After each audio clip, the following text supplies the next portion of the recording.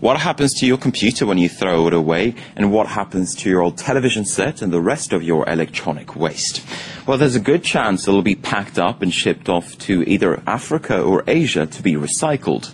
It may sound like a good deal, but much of the international trade in e-waste is actually illegal, and the workers who take care of it may be paying a high price.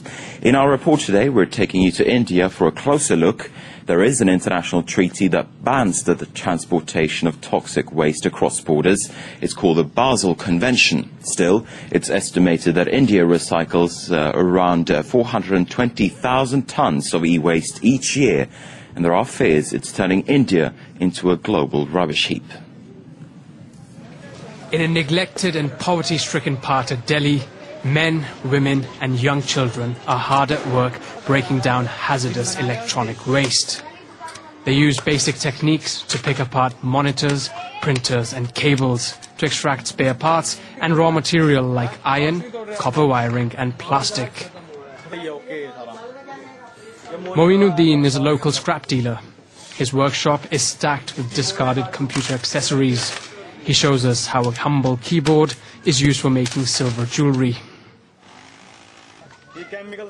Chemicals are used to melt this circuit and obtain silver. Then it's taken to workshops and converted into silver necklaces and earrings. But alongside the spare parts, these products contain toxic chemicals like lead, mercury and cadmium. This family is heating transistors to remove the plastic coating. They have no masks or gloves to protect themselves from the poisonous dioxins. But for them, like many others in this market, it is the only way to make a living. I was using a hammer and I hurt my hand. It started bleeding, but I got it bandaged and returned to work. We have to work in order to eat. Cuts and bruises to the hand are nothing compared to the disastrous long-term health consequences of constantly being exposed to toxic fumes and chemicals.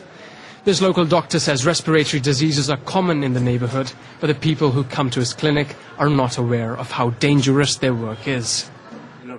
You see here a lot of wires are burnt, a lot of plastic as well. It causes suffocation and severe breathing problems. It may look messy and disorganized, but e-waste recycling is a lucrative business here, especially for the men who control the workshops. However, much of this work is illegal, and they clearly do not appreciate the attention.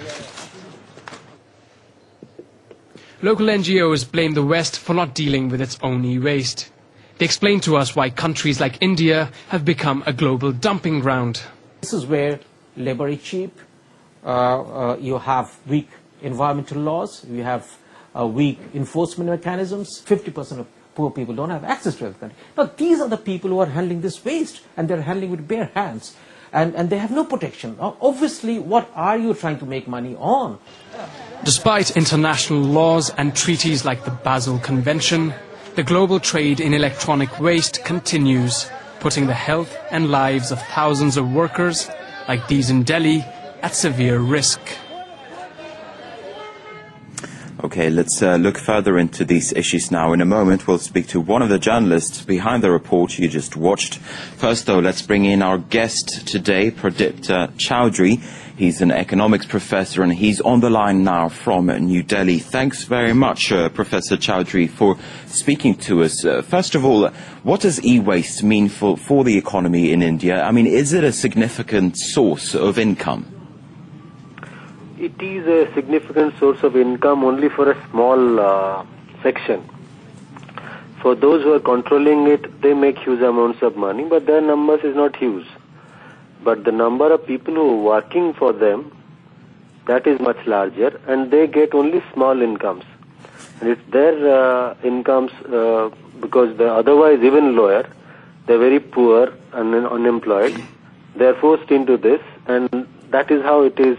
The economy is working. Yeah. Okay, so there's a trade-off here, obviously. I mean, the e-waste industry is worth money, as you say, but there are also health concerns. In your opinion, is the sort of trade-off worth it? See, this is the logic of the market. The market only recognizes economic power. Although there are so many laws, the enforcement is extremely weak, and that's entirely because of the logic of the market. is the poor cannot protect their own interest. They are not even aware. And even if they were aware, the alternatives are miserable. Ours is a country which invests very little in primary education and also invests very little in primary health care. So therefore, ours is basically a very tailor-made case for international agencies to exploit the poverty and inequality here. And so anything goes, and the government is, historically, the Indian government has been rather callous to the poor. That's why we have nearly half of the population extremely poor. All right, Professor Chowdhury, stand by for us, because I'd now like to bring in Vikram Singh, who voiced the report we just watched. Vikram, just exactly how big of a problem is this? Well, it's a huge problem if you look at the health impacts of this, because thousands of people are involved in this industry and they have very little protection. It's the health impact of it alone is staggering. They're exposed, as we mentioned in the report, they're exposed to toxic chemicals which in the long term can have disastrous health consequences, and the volume of waste that's being generated domestically in this country is growing, and the amount of waste that's being imported into this country is that number is rising as well. So unless tougher legislation is brought forward by the Indian government, and unless there is better enforcement of that legislation, it's a problem that's going to grow, and the impact will be felt by the poor who are treating this electronic waste who have very little protection. Now, you've been speaking to a lot of these workers within this industry. I mean, are people aware of that there are real health concerns when it comes to taking care of this e-waste? I mean, do people know about the fact that there is a trade-off here when it comes to their own health? Well, for most of these people that we spoke to, especially the workers at the very, you could say at the bottom rung, the people who actually dismantle and treat this waste, they seem to have very little awareness of how potentially damaging it could be to their health. Of course, in the short term, what it does is it leads to physical injuries. A lot of the workers that we spoke to, as you've seen in the reports as well, had injuries on their hands, on their body, but it's also poisoning in the long term, and constantly inhaling these fumes has led to cancer, has led to poisoning their water and food supply, and they seemed to not really be aware of the impact that it could potentially have on their health. Their supervisors seem to be more aware of how illegal and how dangerous this work is, and that's why they were a lot more hostile to us filming there. Now, Vikram, just briefly for us, I mean, is the government taking action at this stage?